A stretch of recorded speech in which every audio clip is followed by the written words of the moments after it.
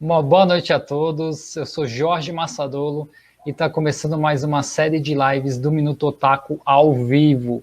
E infelizmente é nessa última desse ano aqui, mas a gente vai estar voltando em fevereiro com novos convidados, novos temas, nesse espaço aqui no Jornal 140 para falar de animes, mangás, HQs e tudo que a gente gosta muito nesse universo. E hoje, para fechar esse ano com chave de ouro, eu estou aqui com a nossa ilustre Bruna Navarone. Bruninha, muito obrigado, viu, por você estar aqui hoje. Turma, aproveitem. Olha, a Bruna, ela é graduada em Ciências Sociais e mestranda em Ensino de Biociências e Saúde. E a área de interesse dela e de pesquisa é exatamente essa, sobre animes e mangás com uma linguagem narrativa e os seus impactos no desenvolvimento científico e tecnológico no ambiente. Bruninha, boa noite. Boa noite, Jorge. Boa noite a todos e todas. É um prazer estar aqui com vocês. Turma, desculpe o atraso, viu? A gente também teve alguns problemas técnicos aqui, mas vamos estar começando a live. E eu só quero deixar um recadinho para vocês. Nos últimos 10 minutos a gente abre para perguntas, então façam perguntas para a Bruna, ela é uma especialista no assunto. E eu vou... Coloca nos comentários que nos últimos 10 minutos a gente reserva para jogar as perguntas para a Bruna, tá bom? Então, Bruna, tema da live de hoje, animes e mangás, cultura, interação e ensino. Um olhar sobre os elementos da cultura japonesa como veículo de transformação social entre os jovens. E esse é um assunto que eu gosto muito, e eu acho que está muito em voga hoje, porque exatamente animes e mangás entram nesse ponto de convergência com tecnologia, né, inclusive, e meios de comunicação. E isso está muito atual, em principal os jovens, né, de hoje, que estão muito conectados. Óbvio, animes e mangás sempre tiveram uma relação com a tecnologia, com o universo nerd, né, geek, mas hoje o que eu percebo bastante é que a interação desses jovens com esses meios de comunicações, ela está um pouquinho diferente de antes, porque hoje ele se torna mais atuante nisso.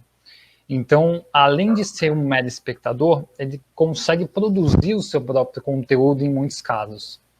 E eu queria saber como a área da sociologia vê isso, enxerga isso com o jovem de hoje, né? Falando primeiro de um modo mais geral, para a gente ir entrando na questão dos animes e mangás. Sim, muito interessante essa ideia sobre pensar o impacto que essas produções culturais japonesas têm na sociabilidade dos jovens no Brasil. Inclusive, é importante mencionar que tem estudos no Brasil sobre esse fenômeno, inclusive de uma professora da UERJ, que é Elisa Masai Sasaki, que fez um estudo recente, publicado no artigo em 2015, sobre jovens tanto no Maranhão e em Fortaleza, Ceará, sobre como eles se aproximaram dessa cultura pop japonesa no início dos anos 2000, quando é constatado uma popularidade dos eventos de cultura pop. Os mais conhecidos, por exemplo, no Rio de Janeiro é o Anime Family, em São Paulo é o Anime Friends. E aí ela explora essa popularidade fazendo essas entrevistas, esse levantamento de informações com entrevistas. E ela tem essa oportunidade de entrevistar esses jovens pessoalmente nesses dois estados e também aqui no Rio de Janeiro, inclusive, ela chega a fazer essa entrevista e ela percebe que esses jovens têm contato com essa cultura pop pela TV aberta, principalmente nos anos 90, com a transmissão de animes, né? Isso, com a transmissão de animes como Cavaleiros do Zodíaco, que é muito popular ainda aqui no Brasil, e esses jovens começam a criar grupos de convívio a partir dessa cultura pop, assistindo e também lendo mangás, e isso os faz querer promover eventos para outras pessoas também poderem conhecer o que essas produções têm a oferecer. Então, eu achei muito interessante porque supera aquele estereótipo do jovem passivo que apenas assiste anime ou lê mangá como forma de entretenimento, porque os jovens dessa pesquisa mostram que eles tornam essa cultura pop como uma forma de trabalho. eles acabam sendo empreendedores culturais nessa área, porque são eles que vão promover os eventos nos seus respectivos estados. Eu achei muito interessante que um dos jovens que ela entrevista aqui no Rio de Janeiro chega a fazer um levantamento por ele ser dessa área dos eventos e conclui que existem mais de 100 eventos de cultura japonesa no Brasil até então. E eu achei isso muito impactante. Exatamente. E é bem interessante pensar como isso vai sendo apropriado nos termos brasileiros também, essa questão de se pensar no jovem brasileiro trazendo a cultura pop como uma forma de sociabilidade, e não só como uma forma de entretenimento, um motivo para estar junto a outros jovens. Não, é muito interessante esse ponto que você tocou, inclusive dos jovens estarem fazendo seus próprios eventos, que eu lembrei de uma amiga minha que ela falou que ela mora em Francisco Morato, é aqui próximo à cidade de São Paulo, capital. E ela falou que lá eles começaram a fazer um evento de animes, né? Isso faz tempo já, uns 20 anos atrás. Então, os próprios jovens, a própria comunidade se juntou para fazer ali o Animorato, se eu não me engano, onde eles fizeram um evento como se fosse Anime Friends mesmo. E eles coordenavam tudo, traziam as pessoas, os convidados. Então, é muito perceptível isso de uma forma atuante, né, para esses jovens. Não realmente passa de algo só entretenimento para eles, né, vira um meio de interação, né, que é um dos temas da live. Então, o jovem está interagindo com outros, né, que têm, às vezes, ali o mesmo gosto. E quando eu penso nesse universo, nossa, vem né, falando assim, otaku, vem um monte de coisa à mente, né? Tem vários estilos e vários gostos, gêneros. Então é muito interessante a gente abarcar todos esses jovens assim e esse trabalho de interação, que eu vejo que lá no Japão é um pouquinho diferente, é engraçado. Você poderia até citar um pouquinho, porque como chegou e como é aqui no Brasil é muito diferente de como é lá no Japão, né? É engraçado isso, essas mudanças. Sim, exatamente. Inclusive, eu depois quero deixar disponíveis as referências que eu vou citar aqui. Tem um texto imperdível da Christine Greiner que fala sobre a diferença do otaku no Brasil e o otaku no Japão, porque essa é a grande questão. O que significa esses grupos em diferentes contextos? E no Japão, é interessante que ela começa estudando a história do termo, como ele surge, quais são os significados que o tornam popular no Japão. E começa nos anos 60, falando-se sobre otaku como um termo para referenciar jovens que estão por dentro da cultura de ficção científica, por exemplo.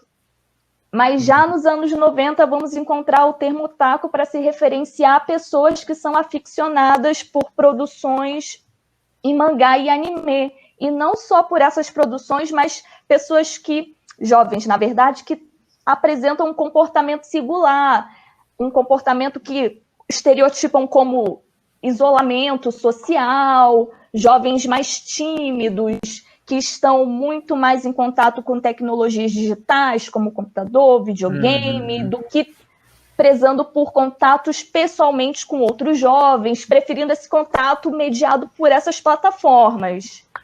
E é interessante que quando chega aqui no Brasil, no início dos anos 2000, o otaku realmente é utilizado como um termo para se colocar como um verdadeiro fã de anime e mangá, como uma forma de... Exatamente, uma forma de reivindicar o pertencimento a esse grupo. E eu lembro muito bem na época, quando eu também me deparei com esse termo, porque eu já estava lendo mangá e assistindo anime, e já sabia que existiam diversos fóruns na internet onde os otakus interagiam e compartilhavam informações sobre essas produções. E era interessante perceber que existia um preciosismo com relação a colecionar animes ou colecionar mangás para se dizer otaku, né? Exatamente. Então é interessante perceber que o termo otaku no Japão, ele até mesmo remete a alguns elementos da cultura que conhecemos, como o fato deles prezarem por uma sobriedade das relações, a timidez e até mesmo o respeito nessas relações. E aqui no Brasil, nós sabemos que o que predomina é muito essa questão do contato físico, na hora de você sociabilizar seus conhecimentos e afetos. Já no Japão, essa sociabilidade ocorre muito por essas mediações de tecnologias digitais. Já é algo que faz parte da cultura desses jovens no Japão. Sim. É interessante até a gente colocar aqui, né, para o pessoal que está chegando também. Me corrija se eu estiver errado também, viu? Mas durante muito tempo o termo otaku ele foi usado no Japão não para se referir de modo positivo, né, àquela tribo ou àquela pessoa. Teve uma conotação muito negativa e hoje está melhorando um pouco, porque os animes estão ganhando aí uma fama mundial, né? Mas se leva a algo relacionado muito à timidez, a alguém que é deslocado socialmente, a alguém recluso. E eu quero aproveitar que a Bruna aqui, ela estudou hikikomori, né? Foi uma dos principais estudos dela na faculdade, né? Isso. E eu queria que você falasse para a gente, que eu acho isso muito interessante. Ele entra dentro, né, dessa questão do otaku, diferente daquilo que a gente está falando no Brasil, porque aqui a gente é um povo mais caloroso, a gente gosta de evento, gosta de estar junto. Mas no Japão é totalmente diferente essa questão do jovem, como ele é inserido na sociedade. E eu queria que você falasse um pouquinho sobre o que é hikikomori. Eu pronunciei correto? É hikikomori, né? Sim, sim. Queria que você falasse um pouquinho sobre o que é, o que você estudou, o que você percebeu, se você percebeu algo semelhante aqui no Brasil. Perfeito. Então, realmente, Jorge, existe sim essa conotação negativa do otaku, tanto que quando a gente busca compreender o impacto do mangá e do anime no Japão, por volta desses anos 80, 90, existe até mesmo um receio dos pais desses jovens japoneses diante do acesso a essas produções, porque acreditava-se que isso iria atrapalhar os estudos desses jovens, por ser uma produção só para entretenimento e ingênua. E também houve outros eventos que associaram a conotação negativa ao termo, quando houve um atentado nos anos 90 num metrô, no Japão, numa das cidades, assim. Sim, numa das grandes cidades desse país, e acabou atribuindo o termo otaku àquele grupo, e assim propagou-se a conotação negativa. Não necessariamente eles eram fãs, mas utilizou-se o termo como forma de representar a revolta e associado, né? Exatamente, a revolta diante daquela tragédia, associou-se o termo otaku, porque naquela época, já nos anos 90, associava-se otaku aos jovens que eram isolados, porque estavam não necessariamente assistindo anime e mangá, mas interagindo por meio da tecnologia digital. Então, por isso, associou-se essa conotação. E com relação ao hikikomori, realmente é um fenômeno muito interessante, porque também nos anos 90 ele começa a ser estudado por um psiquiatra japonês, chamado Saito, porque o que acontece nesse período, ele se depara com grupos de jovens, geralmente levados por seus pais, que comentam sobre estarem preocupados com os seus filhos que não estão mais querendo ir à escola, trocam a noite pelo dia, não querem interagir nem mesmo com os seus pares. E esse psiquiatra, também psicólogo, se impressiona com o número de jovens que reivindicam o seu atendimento junto com seus pais, porque até então não era algo comum. E geralmente eram meninos que procuravam esse atendimento. Então, ele faz um trabalho que é publicado em livro, chamado Hikikomori, Adolescência Sem Fim, colocando assim em termos da nossa linguagem. E aí ele fala desse fenômeno como também uma questão social, porque ele percebe que não é só uma questão da área da psicologia ou da psiquiatria, no sentido de ser estudado, precisar ser estudado para lidar com esse fenômeno. Ele também fala da importância dos conhecimentos das ciências sociais e humanas para compreender o contexto que está propiciando o fato de estar acontecendo tantos casos num período curto de tempo, que é, no caso, final dos anos 90 e início dos anos 2000.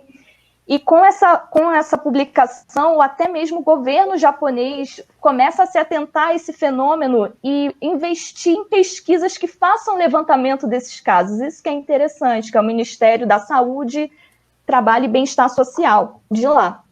E esse ministério, ele tem até uma cartilha. Vocês podem procurar na internet, sim. Vocês podem procurar na internet e ela, inclusive, vai estar traduzida para o português brasileiro. Isso também me impressionou. Olha só. Exatamente. Só que é uma cartilha produzida numa das províncias lá do Japão, mas também tem a tradução para o português brasileiro. E nessa tradução eles colocam os critérios sobre como se definir esse fenômeno, porque não é qualquer pessoa isolada que se enquadra nessa condição de isolamento social. É preciso, no mínimo, um isolamento de 6 meses ou superior a esse tempo. E também precisa ser descartado, como se diz, diagnóstico de algum transtorno, porque o hikikomori, essa condição de isolamento social, ela não contempla diagnóstico de transtornos, seja de ansiedade, bipolaridade, não considera, porque é um fenômeno categorizado por suas questões sociais, e assim reconhece o Ministério, principalmente quando vamos investigar qual é esse contexto social e histórico que propicia esse fenômeno, aparece a crise econômica dos anos 90, porque existe um conflito de gerações nesse período. Estamos falando de jovens que estão convivendo com pais que viveram aquele milagre econômico, como chamam, do pós-Segunda Guerra, e ingressaram no mercado de trabalho justamente após se formarem no ensino médio, encontrando empresas que investiram na sua formação profissional e também acadêmica, e tendo plano de carreira, tendo uma expectativa de aumento salarial conforme os anos de prestação de serviços.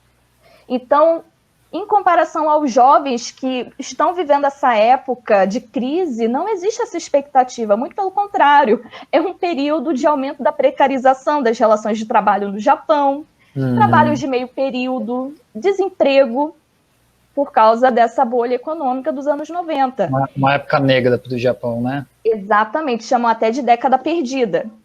E nesse sentido, os pais, como se diz, eles colocam expectativas para os seus filhos como se estivessem vivendo aquela época do milagre econômico. E seus filhos acabam se culpando por não conseguirem atender essa expectativa. E isso está presente em diversos estudos, que eu quero muito disponibilizar essas referências, porque são estudos muito interessantes que chegam até a entrevistar esses jovens hikikomoris que falam sobre essa distinção, né, de vivência dos pais e as expectativas que eles não conseguem cumprir. E acabam acreditando que não cumprem por não serem autossuficientes, que é uma das características mais esperadas enquanto papel masculino a ser exercido no Japão. E é interessante até mencionar que a relação com o mercado de trabalho no Japão é diferente aqui no Brasil, porque no Japão estar trabalhando, e até mesmo durante o tempo do ensino médio, colocando assim em termos para a gente entender o ensino médio no Japão, é muito diferente porque eles acabam associando o ingresso ao mercado de trabalho como ingresso na sociedade japonesa, enquanto alguém autossuficiente e responsável diante das suas obrigações para um bem coletivo. E você não ter sucesso no ingresso desse mercado de trabalho é como se você estivesse faltando a responsabilidade com esse coletivo. O coletivo para o Oriente, né, como um todo, mas muito para o Japão, é algo de extrema importância, né? Para eles, o coletivo vem antes dos seus deveres pessoais, né? Das suas vontades pessoais, na verdade. Então, os deveres com a sociedade estão sempre acima. E, nossa, esse fenômeno é muito interessante, mas só para a gente deixar claro aqui, esse é um fenômeno muito particular e exclusivo lá do Japão, que tem um contexto histórico, social. Então, pais, não se preocupem, a gente está falando aqui de animes e mangás no Brasil, e é outra história aqui, e é isso que eu quero entrar com você até, Bruna, agora, que, turma, a Bruna também faz parte de um projeto que é o Anime, Mangá e Sci-Fi. E eu quero que você fale um pouquinho sobre esse projeto, por quê? porque ele tem muito a ver com a relação de ensino, né?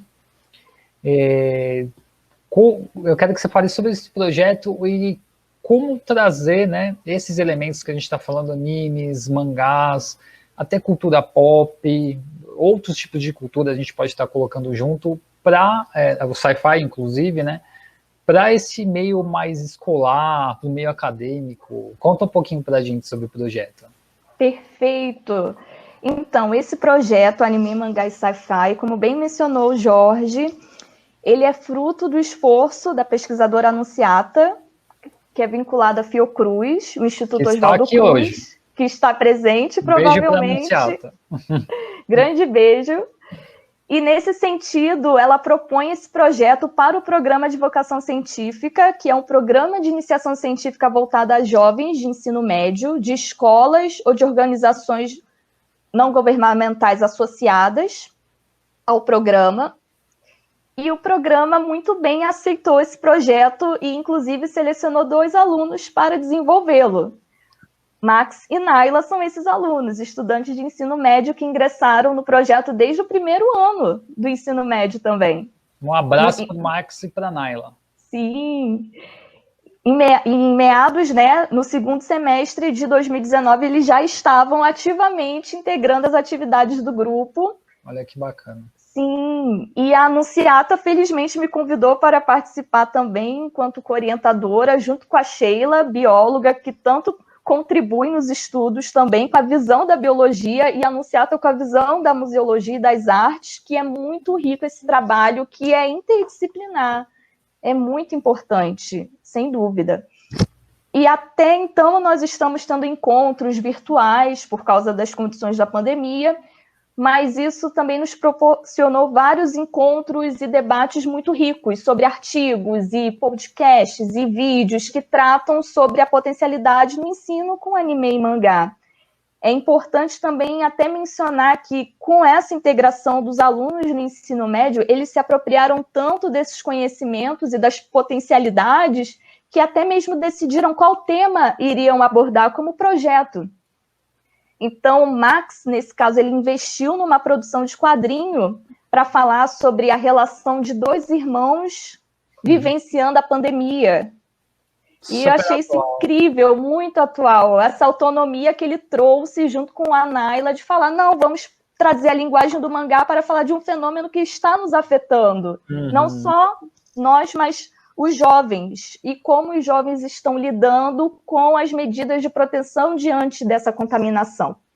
Então, achei isso fundamental, porque o anime, que também utiliza essa linguagem típica do mangá, que é uma linguagem que trata do cotidiano e aproxima esse cotidiano às intenções e interesses do interlocutor, permite que você utilize essa linguagem para falar de questões que afetam a sua subjetividade, mas que também são questões públicas, como a pandemia. E quem lê aquele quadrinho pode se identificar e pode se interessar por pesquisar mais sobre o que é essa pandemia, como o vírus está me afetando ou afetando pessoas de outros lugares, porque é algo mundial, não é algo só do Brasil. Então, eu acho fundamental pensar que essa linguagem proporcional ao Max e a Naila compreenderem termos que, a princípio, são apresentados como apenas discussão de especialista, como algo que também deve importar aos jovens. E assim se sentirem responsáveis, nesse caso, pelas medidas de proteção e por discutir sobre isso, porque é importante tornar acessível essa discussão para você se apropriar até mesmo dessas medidas de proteção. Sim. E você falou primeiro ano, né? Eles têm 15, 16 anos? Sim. São muito novos. É muito interessante já estar começando nesse meio, né, acadêmico, com algo que você pode, né, você ainda gosta, né, que você se reconhece, se identifica. Mas o que eu acho mais importante em toda essa história é algo que está sendo muito discutido hoje, que é como trazer uma linguagem que atrai os jovens no ambiente escolar. Por que isso? Primeiro, é muito difícil para um professor hoje competir com tantos meios de comunicação que existem. Então, a criança tem na mão dela um dispositivo que tem praticamente 99% de toda a informação no mundo. e entretenimento. Então é muito difícil para um professor estar competindo com isso.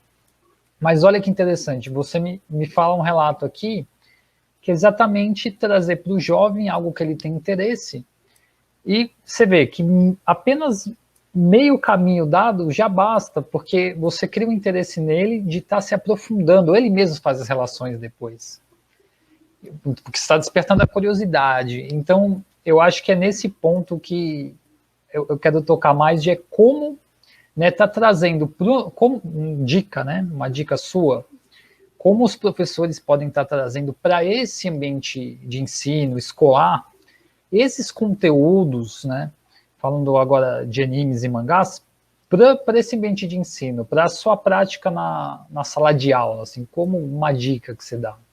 Perfeito, realmente é um desafio.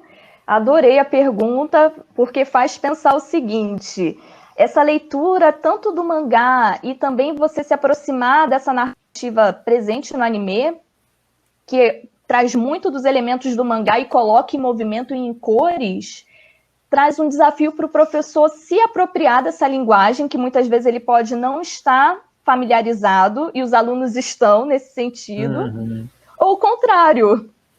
O professor ele domina essa linguagem, essa narrativa, e o aluno pode não conhecer. Então, é importante conversar com os alunos e saber quais temas estão interessando naquele momento e apresentar aos poucos essa linguagem narrativa presente no mangá e no anime, porque a princípio é preciso se familiarizar. Se formos pensar no caso do mangá, que é preto e branco, pode trazer muito estranhamento para quem não está acostumado com essa estética, assim. Ou ler da direita para a esquerda também pode causar muitas confusões nesse sentido. Sim. Então, é importante que o professor pergunte aos alunos o que vocês estão lendo, o que vocês estão assistindo, e traz isso para o conteúdo da disciplina. Porque, por exemplo, se formos pensar, o anime e o mangá são produções riquíssimas para discutir tanto fenômenos pela abordagem das ciências humanas e sociais, mas também da biológica. Se a gente pensa naquele Cells at Work, que está um fenômeno... Exatamente. Inclusive, esses dias eu estava conversando com uma amiga, que é a Lohane Isidoro, que faz biologia na UFRJ, e ela estava comentando sobre o quanto esse anime ajudou na matéria sobre sistema imune, sobre o sistema imunológico, e eu fiquei muito feliz por saber que ela estava falando que teve a experiência de assistir, e ter assistido ajudou a compreender melhor alguns conteúdos sobre esse sistema. E é bem interessante pensar que não só Cells at Work, mas também tem o Astro Boy, que vai falar sobre representações de ciência e tecnologia enquanto contexto histórico. Então, é muito interessante, a princípio, fazer esse exercício de perguntar aos alunos e depois investir em quais produções apresentá-los. Não necessariamente você precisa apresentar completo, mas o mangá em si apresenta trechos que podem ser ricos para poder, a partir daqueles trechos, desenvolver o conteúdo da disciplina. Só voltando um pouco, fazer uma confissão aqui, que você falou dessa coisa do mangá preto e branco. Quando eu era mais criança, eu também não entendia muito, eu coloria eles. Olha que absurdo. Muito bom. Eu coloria. Mas é interessante isso que você falou, de trazer para o contexto, né? O professor às vezes não precisa nem conhecer, ele pode se apropriar, ou o professor pode conhecer e ele trazer aos alunos, que dependendo da idade, tem muitos alunos que não conhecem, ou se conhecem, não conhecem todos os títulos. Você trouxe o Cells at Work, que é um anime que está disponível na Netflix, pessoal, eu recomendo muito, porque ele traz essa questão muito da biologia, né? Eu acho que a época de pandemia, eu vi durante a pandemia, eu achei super interessante, porque fala sobre as células de defesa do sistema imune. Não sei se alguém lembra aqui, tinha um desenho, Ozzy Drix, só que esse americano, que também falava sobre isso. Essa é uma versão como se fosse em anime dele. E traz essa questão da biologia, das células de defesa. Então, tem os glóbulos vermelhos, tem os linfócitos. Eu acho que só para uma questão de, se você for falar de biologia na escola, só esse anime já mata aí, pelo menos aquele tema lá, né? Se o professor estiver falando sobre células do corpo humano, é incrível. E como você muito bem citou, eu acho que o próprio povo japonês, né, que é muito ligado à tecnologia, eles trazem muito desses animes com essas ideias futuristas. A gente tem aí o Astro Boy, tem Ghost in the Shell, teve até o Alita, Anjo de Combate, que foi feita uma versão no cinema agora há pouco. Eu achei incrível essa versão em cinema, que também teve computação gráfica. Então, além disso, eles estão sempre se reinventando com essa coisa da tecnologia. E sua fonte principal de estudo também é tecnologia, né? Você estuda esses meios de interação, né? Só que dentro da linguagem narrativa dos animes, correto? Isso, eu tenho estudado recentemente a partir de um livro excepcional, que é a Teoria da Ciência, de Kara Sasaki. Excepcional, super recomendo. Vou colocar até aqui no chat pro pessoal. Só não vou saber escrever o nome do... Tudo bem, depois eu também posso... Sim, a teoria da ciência é fundamental porque ele fala da concepção de ciência e tecnologia na história, e não só no Japão, mas também no Ocidente e em outros lugares do Oriente. Ele vai explorar essa dinâmica de concepções em relação à ciência e tecnologia, que é sensacional. Não, é incrível isso. E tem muito conteúdo, porque tem muitos animes, né? A gente está falando de um universo muito grande. E é legal que, às vezes, cada um trata de um tema, né? Então, a gente está falando aí do Astro Boy, coisa mais tecnológica, o Cells at the Work, parte mais biológica. A gente tem animes que falam sobre história, inclusive. Então, acho legal até essa coisa do jovem hoje se apropriar de cultura, inclusive, né? A gente falando de história, a gente está falando de cultura também, porque, querendo ou não, eles estão se apropriando de algo que não é daqui, né? Eles vão atrás de algo que eles talvez não tenham aqui, talvez não muito explorado. Então, exatamente. Como é que você vê essa coisa até desse intercâmbio cultural? Eu vejo muito, teve esse boom, né, nos anos 2000, anos 90, que você falou, do Japão, e é engraçado que eu estou vendo esse mesmo fenômeno acontecer hoje, porque eu vivi o anterior, só que com a Coreia. Eu vejo hoje muitas produções coreanas, então o pessoal com BTS, inclusive animes coreanos sendo produzidos, muitos animes que o pessoal gosta bastante, filmes, a gente tem aí o Parasita, que ganhou o Oscar, inclusive. Então, tem uma apropriação muito grande, né? Porque não é somente, eu gosto, eu vejo. Não, as pessoas realmente se apropriam, começam a comer a comida de tal local, experimentam, né, a culinária, experimentam o modo de vestir. Como é que você vê isso? A ciência está vendo isso hoje? Nossa, é bem interessante, porque lembrei novamente da professora pesquisadora Elisa Masai Sasaki, porque ela vai falar sobre como, a princípio, essa apropriação da cultura pop pelo anime e mangá começou com os imigrantes japoneses no Brasil.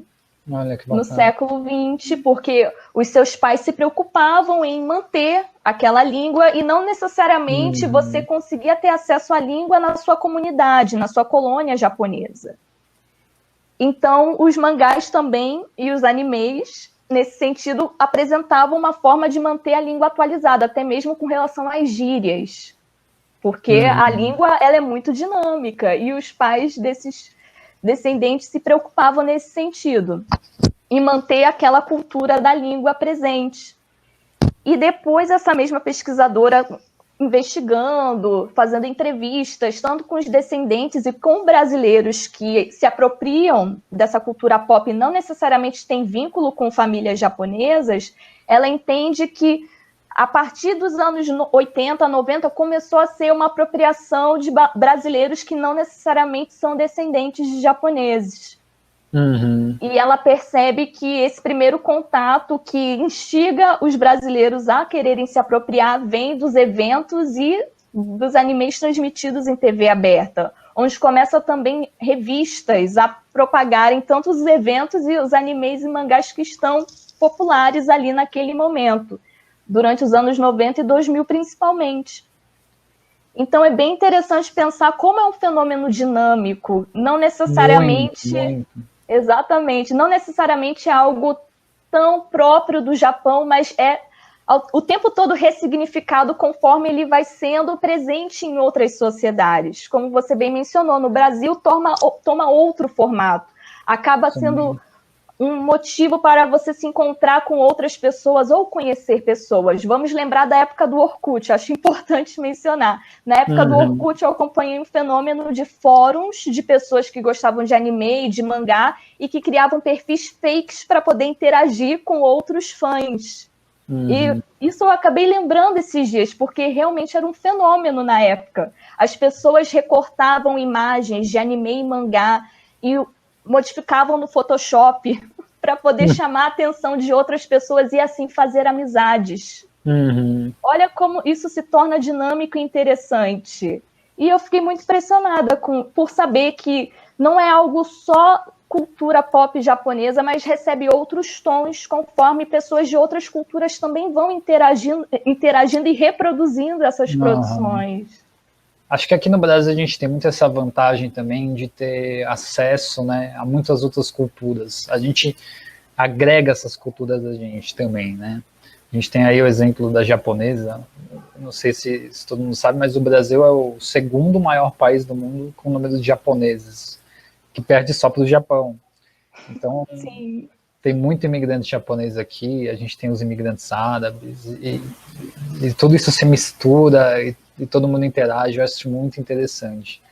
E até, aqui teve o pessoalzinho que citou, o Rafael Henrique citou sobre o Rurouni Kenshin, o Samurai X, que também é uma fantástica análise, né, a partir dos mangás e animes, para aplicação em sala de aula também. Ele fala, é um prato cheio para geografia, porque aborda questões políticas e comerciais também. Sim, e fala dos períodos históricos, é bem interessante. E é engraçado que fala muito desse período, se eu não me engano, acho que é na Era Edo que se passa o Samurai X, então é um período de muita mudança, né? O Japão começa a abrir os portos, né, para o mundo, e de novo, né, porque eles ficaram 200 anos reclusos, né?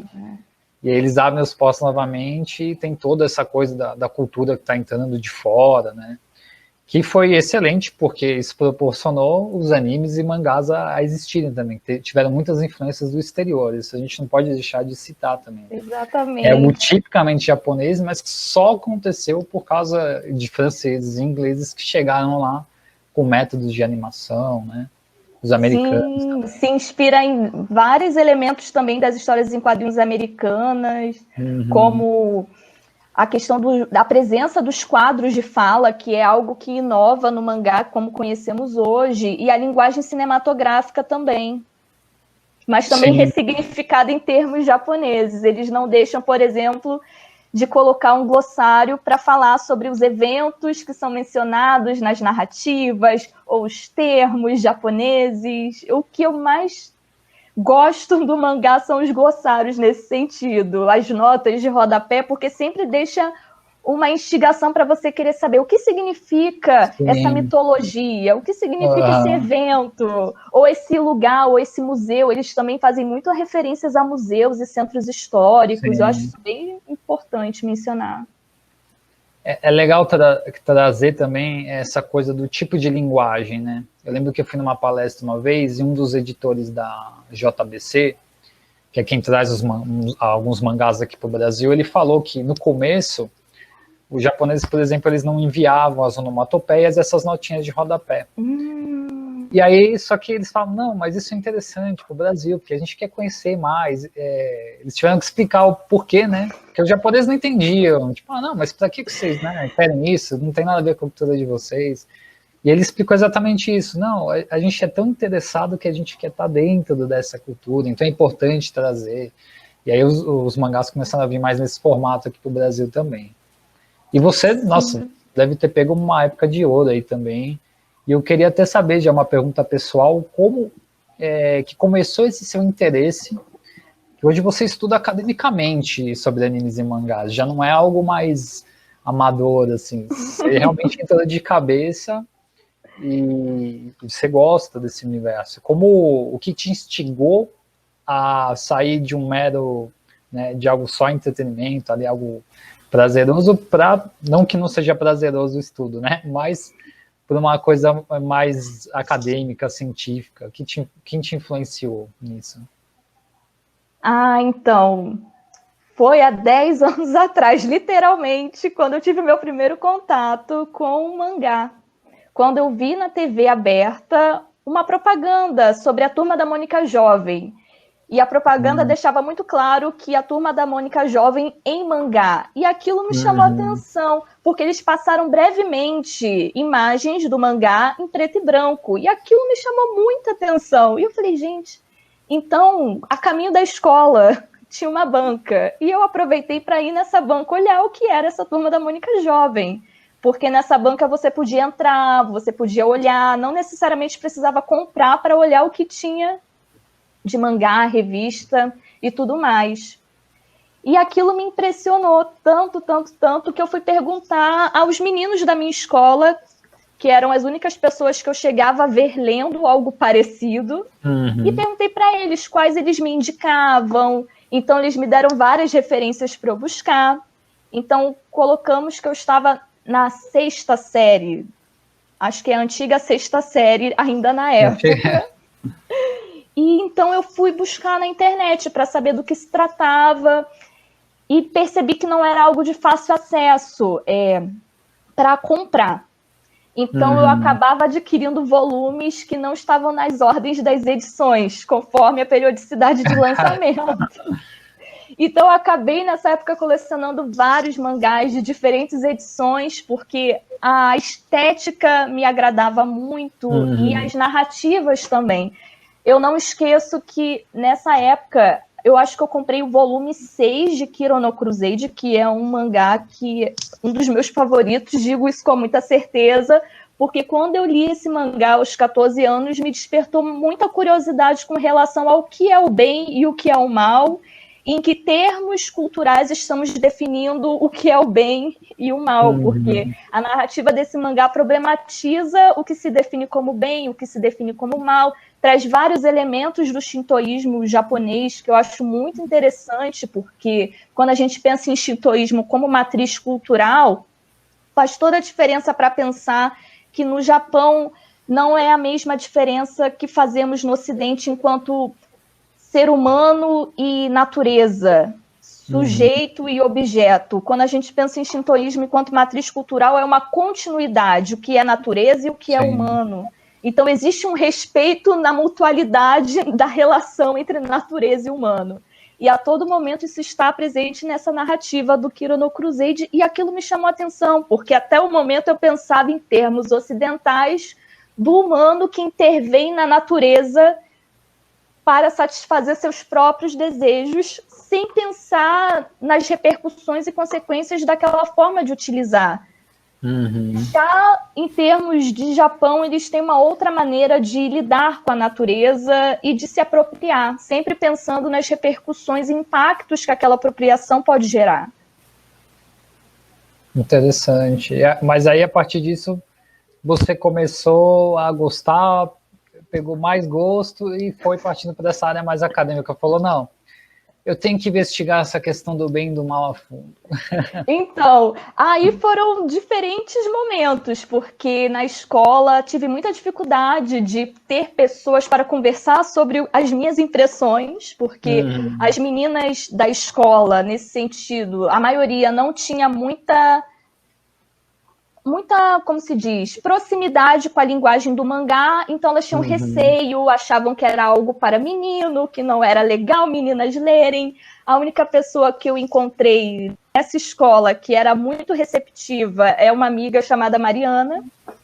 Eu lembro que naquela época ela já lia mangá e assistia anime, e ela tinha muita, digamos assim, muita familiaridade e interesse. Então era alguém com quem eu podia conversar, mas era uma única pessoa.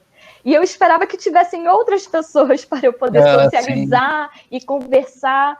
Então, nessa época, eu lembro que eu fiz várias amizades pela internet, que tinham várias referências de anime e mangá, e traduziam também, porque muitas produções estavam em inglês. Então, eu acabava encontrando várias pessoas que também traduziam. Então, eu acho muito interessante que essa autonomia do fã de anime e mangá também vem do trabalho de traduções que muitos fazem informalmente. Eu acho isso bem interessante. Um trabalho coletivo, né? É alguém que traduz, é alguém que revisa a tradução, é alguém que lança aquela produção e eles colocam de fã para fã. Existe essa preciosidade de colocar que é uma produção para fãs.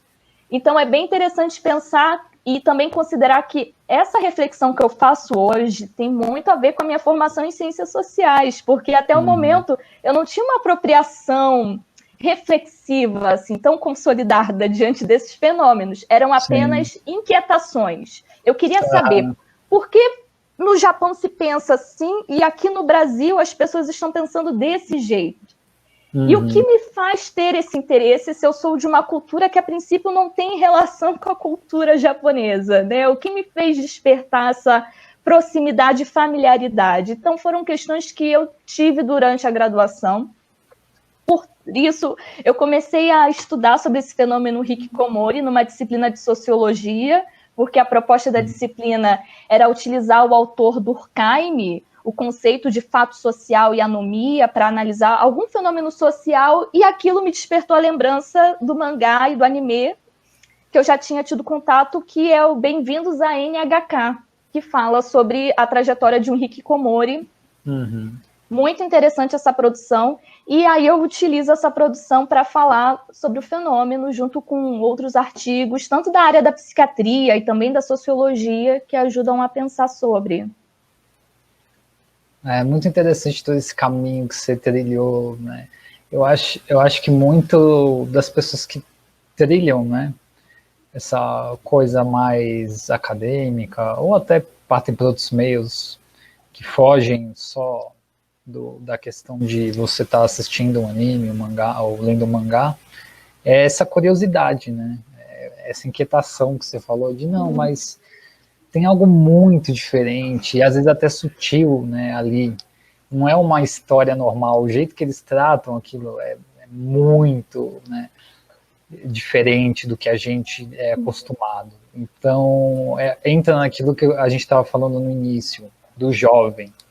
Se você dá ao jovem essa curiosidade, né, você tem que despertar isso. Esse é o mais importante, né? Desperte essa curiosidade, que o resto ele corre atrás. É incrível. Tem que deixar essa brecha também para a criação, né, de um conteúdo, porque vem muito deles, né? Você comentou das fãs dublagens. Se as pessoas tivessem noção de como isso é grande e importante para os fãs, é um outro universo, assim, é outro mundo. Você tem, às vezes você não sabe, mas uma legenda, uma dublagem de um canal que você está vendo é feito por um fã. Então, pô, a pessoa vai atrás, ela traduz do japonês, sabe, ou às vezes do inglês, dependendo, mas alguns traduzem do japonês, ou seja, a pessoa teve que aprender japonês. Olha o nível de imersão que ela teve na cultura. E realmente é tratado como algo sério, assim, feito de fã para fã, né? Então a gente vê que toda a comunidade se mobiliza. A gente tem até um exemplo que tem o Line Webtoon. Vou até postar aqui no chat também. Muito bom. Que é o quê? É um site, é coreano, tá, gente? Que você pode colocar as suas histórias ali, as suas histórias em quadrinhos de forma digital. E no aplicativo deles, eles abriram para os fãs traduzirem para todas as línguas as histórias que estão ali. Então, por exemplo, tem uma pessoa na Coreia que fez uma história, colocou nesse site. O fã aqui do Brasil pode ir, se ele souber coreano, e traduzir para outro fã estar lendo nessa plataforma. Então, o animes e mangás é algo muito ativo, não é só um entretenimento passivo ali. Os fãs, eles estão presentes naquele universo e em todo esse meio de interação. É isso que eu acho o mais incrível. Por isso que eu fico muito feliz quando eu vejo alguém da área da sociologia aqui, que também se tocou sobre isso e estuda. E como a gente está entrando, Bruna, nos 10 minutinhos finais, eu falei das perguntas, o pessoal pôs algumas perguntas aqui, e eu vou ler para você algumas que eu achei interessante. Perfeito. Olha, teve uma muito interessante que eu acho que ficou até meio polêmica falando da questão do ensino na sala de aula, né? Do Anderson Cruz. Eu não sei, talvez o Anderson ele seja professor. Apesar de histórias incríveis, alguns animes têm violência excessiva. Quais são os cuidados ao se trabalhar com o uso de animes e mangás nas salas de aulas? Observação, sou consumidor assíduo de animes e mangás. Ele inclusive falou que está lendo Kimetsu no Yaiba ou Demon Slayer, que eu super aconselho, é um anime é um mangá que está quebrando recordes lá no Japão, milhões de venda, é um fenômeno. Mas vamos voltar para a questão da sala de aula, Bruna. Sim, é muito importante essa pergunta e observação do Anderson, muito cautelosa e pertinente, porque eu já tive a experiência de fazer estágio supervisionado em escolas, tanto pública e particular, e percebi que todos os professores tinham cuidado de avisar os pais sobre as produções que estão sendo colocadas em sala de aula. Então, é importante que exista, de alguma forma, um acordo entre os responsáveis dos alunos e o professor sobre o que será abordado enquanto narrativa, seja em anime, filme, mangá, porque não é só anime e mangá, também estamos falando de filmes e demais animações que podem causar essa questão entre o professor e os responsáveis. Então, é importante, primeiro, haver esse acordo mútuo, ou também entre a direção, que pode participar desse acordo, para se trabalhar essas produções. E, como eu falei anteriormente, não necessariamente você precisa apresentar toda a produção para aquele jovem, você pode apenas apresentar as partes mais pertinentes e omitir a parte da violência. Mas é até importante comentar que essa questão da violência no Japão é tratada de uma outra forma. Sim. Porque aqui, violência, a gente pode estar colocando em termos de lutas que vão enfatizar a questão do sangue, que é uma questão para os brasileiros, a questão do sangue. Sim, presente. Sim, e quando, nesse caso, a gente fala em termos dessa matriz cultural, pensando no shintoísmo, eles têm uma forma de lidar com o mundano como algo da forma que precisa ser aceito. Então, o sangue faz parte desse mundano e desse cotidiano relacionado à cultura japonesa. Então, eles lidam com o sangue de uma forma mais aceitável do que nós brasileiros, porque para eles é parte do mundano, é parte do que é humano e transitório. Então, é interessante pensar que, em termos culturais, nós temos uma relação diferenciada. Mas eu acredito que é nesses termos, é ter um acordo mútuo entre professor, aluno e direção, para que não ocorra censura e não ocorra problemas diante da aula que vai tratar de determinada produção. O Anderson falou que ele é professor, sim.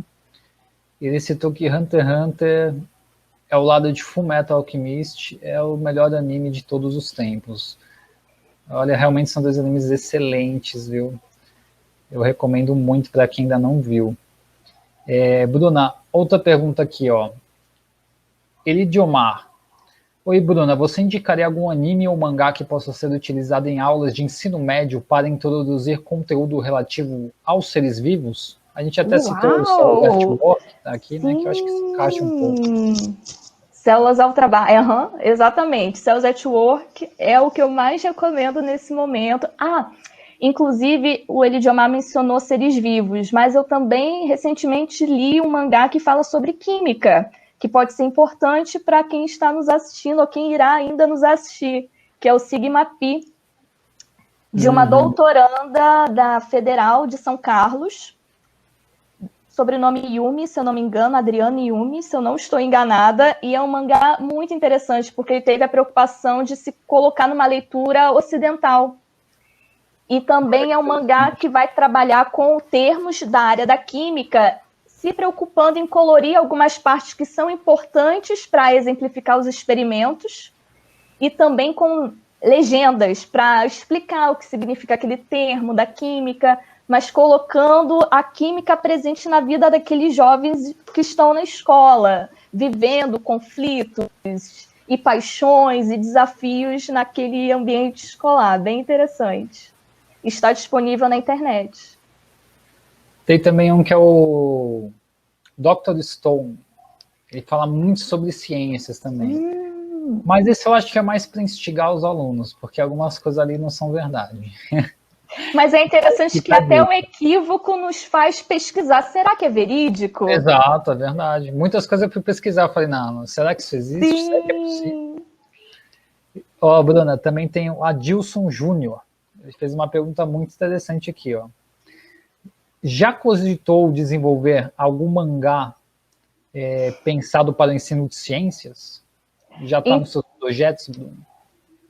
Ainda não, mas é algo bem interessante. Assim, como eu disse, temos como exemplo o Max, que iniciou esse quadrinho chamado Tempos, se eu não me engano, é Tempos de Pandemia, para falar da relação entre dois irmãos diante das medidas de proteção.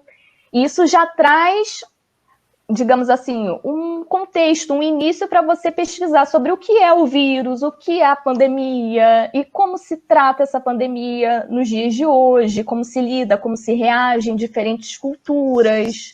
Isso é muito interessante para falar em termos de ciência, porque ciência nós podemos estar falando de humanas, sociais, biológicas e ciências da saúde, mas como eu também mencionei, temos essa autora da Federal de São Carlos, que é da área da química, e ela já tem produção pensando em trabalhar na linguagem do mangá discussões e conteúdos da química nas escolas. É um mangá muito didático, mas não deixa de perder a preocupação da linguagem própria do mangá, que é trazer para o cotidiano e tornar familiar aquilo que é específico de determinada área ou é muito tratado como apenas para os especialistas. Ela traz uma linguagem muito acessível.